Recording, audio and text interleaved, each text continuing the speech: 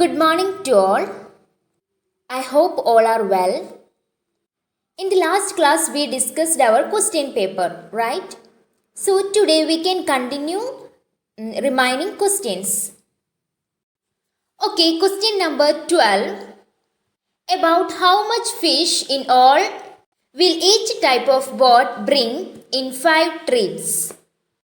ഈ ടേബിളിൽ type of boat കൊടുത്തിട്ടുണ്ട്. ഓരോ ബോട്ടും ഒരു ട്രിപ്പിൽ ക്യാച്ച് ചെയ്യുന്ന ഫിഷ് അവിടെ കൊടുത്തിട്ടുണ്ട്. ഓരോ ബോട്ടിൻ്റെയും സ്പീഡും കൊടുത്തിട്ടുണ്ട്. ക്ലിയർ? ക്വസ്റ്റ്യൻ ഇതായിരുന്നു, ഓരോ ബോട്ടും 5 ട്രിപ്സിൽ എത്ര ഫിഷ് ക്യാച്ച് ചെയ്യും? How can we calculate? ഓരോ ബോട്ടും 1 ട്രിപ്പിൽ ക്യാച്ച് ചെയ്യുന്ന ഫിഷ് ഉണ്ടല്ലോ, അതിനെ 5 കൊണ്ട് മൾട്ടിപ്പിൾ ചെയ്താൽ നമുക്ക് ആൻസർ ലഭിക്കും. ലോഗ് ബോട്ടിൻ്റെ ക്യാച്ച് ഓഫ് ഫിഷ് ഇൻ 1 ട്രിപ്പിൽ ക്യാച്ച് ചെയ്യുന്ന ഫിഷ് 20 കിലോഗ്രാം ആണ്. Then catch of fish in 5 ട്രിപ്പിൽ ക്യാച്ച് ചെയ്യുന്ന ഫിഷ് 1 ട്രിപ്പിൽ എത്ര ഫിഷാണോ ക്യാച്ച് ചെയ്യുന്നത് അതിനെ 5 കൊണ്ട് മൾട്ടിപ്പിൾ ചെയ്താൽ മതി. So 5 into 20 V get 100. 20 into 5. 5 into 0, 5 ആദ്യം 0 കൊണ്ട് മൾട്ടിപ്ലൈ ചെയ്യും. സോ വി ഗെറ്റ് 0 എന്ന് കിട്ടും. ദെൻ 5 2 കൊണ്ട് മൾട്ടിപ്ലൈ ചെയ്യും. 2 into 5 10. So we get 100.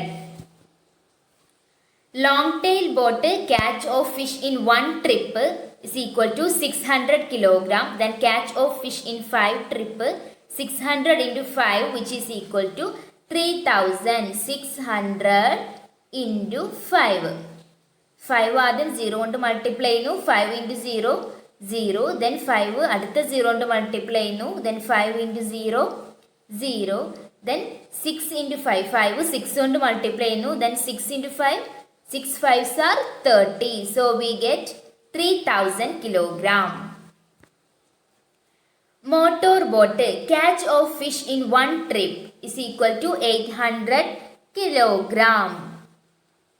Then catch of fish in 5 trip 800 into 5 which is equal to 4000 kilogram. 800 into 5. 5 ആദ്യം 0 കൊണ്ട് മൾട്ടിപ്ലൈ ചെയ്യുക. 5 ഇൻറ്റു 0 0.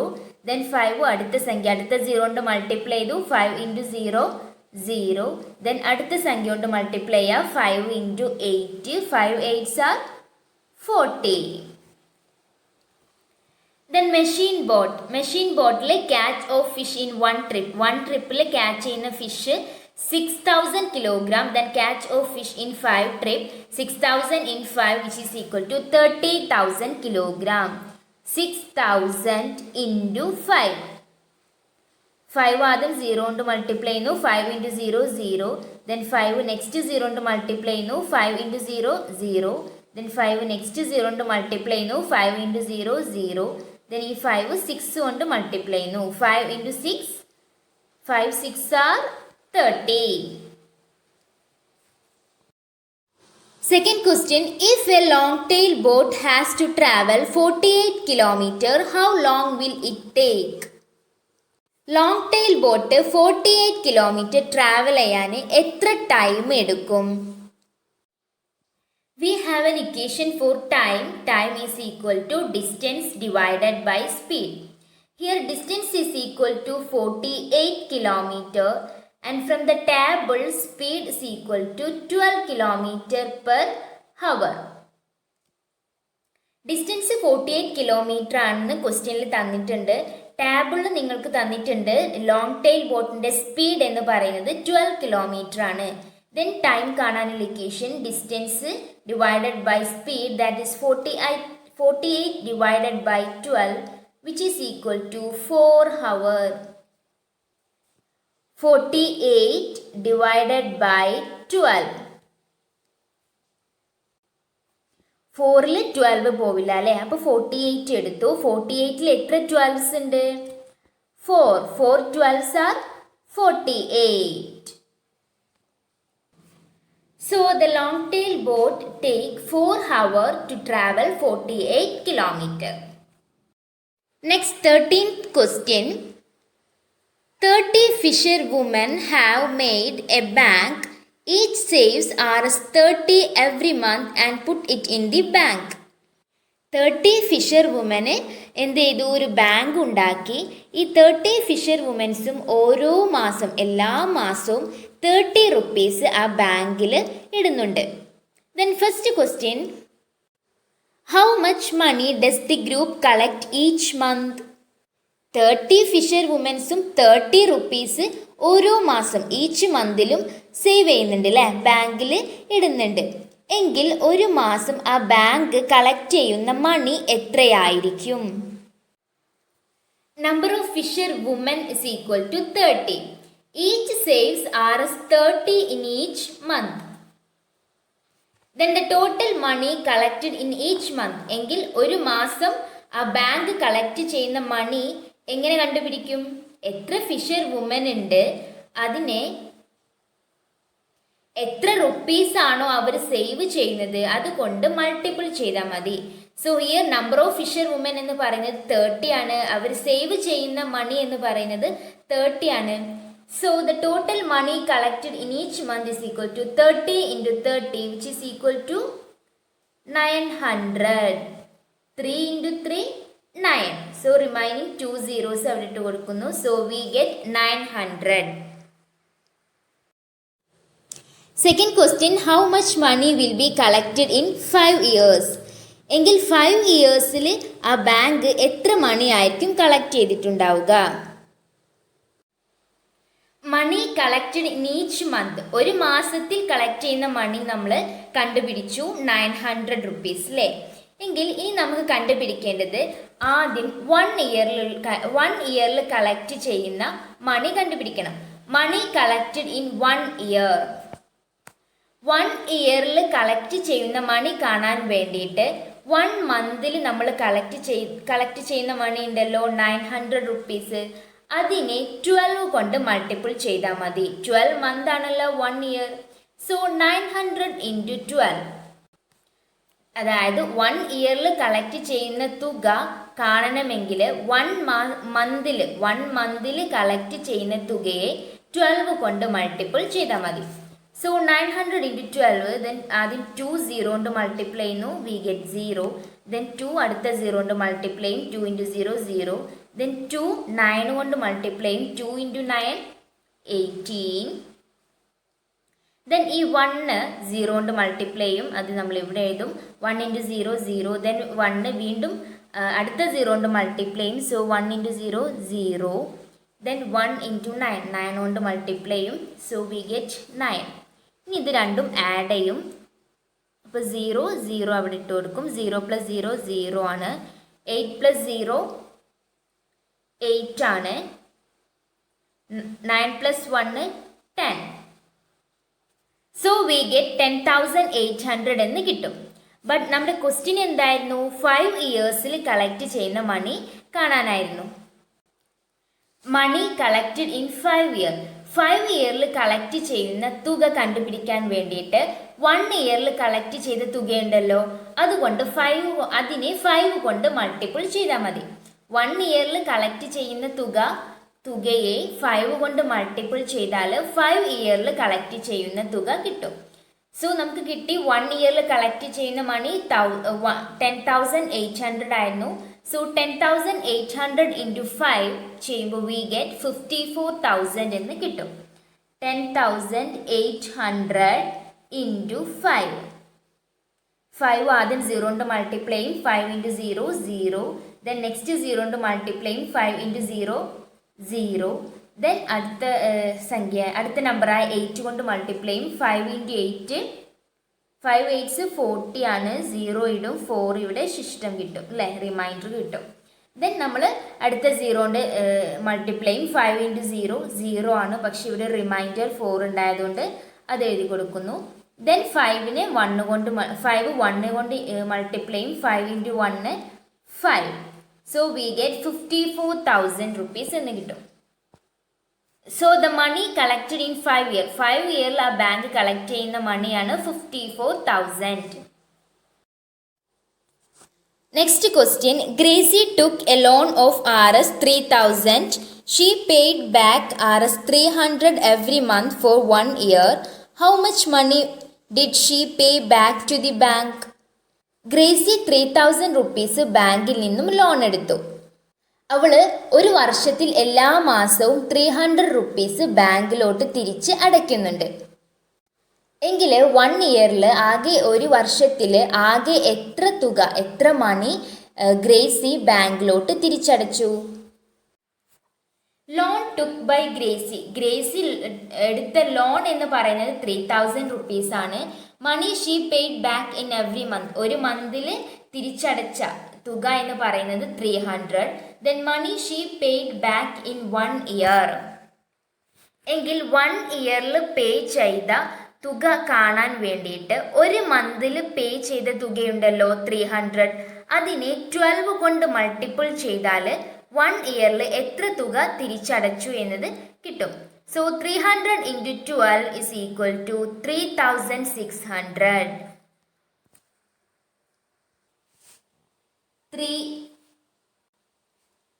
300 into 12. ആദ്യം 2നെ ഈ 0 കൊണ്ട് മൾട്ടിപ്ലൈ ചെയ്യുന്നു. 2 into 0 0. ദെൻ ഈ 0 കൊണ്ട് മൾട്ടിപ്ലൈ ചെയ്യുന്നു. 2 into 0 0. ദെൻ ഈ 3 കൊണ്ട് മൾട്ടിപ്ലൈ ചെയ്യുന്നു. 2 into 3 6. ദെൻ ഈ 1 0 കൊണ്ട് മൾട്ടിപ്ലൈ ചെയ്യുന്നു. 1 into 0 0. ദെൻ ഈ 1 ഈ 0 കൊണ്ട് മൾട്ടിപ്ലൈ ചെയ്യുന്നു. 1 into 0 0. ദെൻ 1 ഈ 3 കൊണ്ട് മൾട്ടിപ്ലൈ ചെയ്യുന്നു. 1 into 3 3. ഇനി ഇത് നമ്മൾ ആഡ് ചെയ്യുന്നു. 0 0 plus 0 0. 6 plus 0 6 3. 3600. 10th ക്വസ്റ്റ്യൻ അവിടെ കുറച്ച് ഐറ്റംസ് കൊടുത്തിട്ടുണ്ട്, അതിൻ്റെ കോസ്റ്റും കൊടുത്തിട്ടുണ്ട് അല്ലേ. Tray and knife RS 300, borewell RS 3000, cement tank RS 1000. Then first question, find the total cost. Total cost കാണാൻ എന്ത് ചെയ്താൽ മതി? അവയെല്ലാം കൂടെ ആഡ് ചെയ്താൽ മതി അല്ലേ. 0 plus 0 plus 0 0. 0 plus 0 plus 0 0. 3 plus 0 plus 0 3. 3 plus 1 4. So answer is 4300. Okay, question B.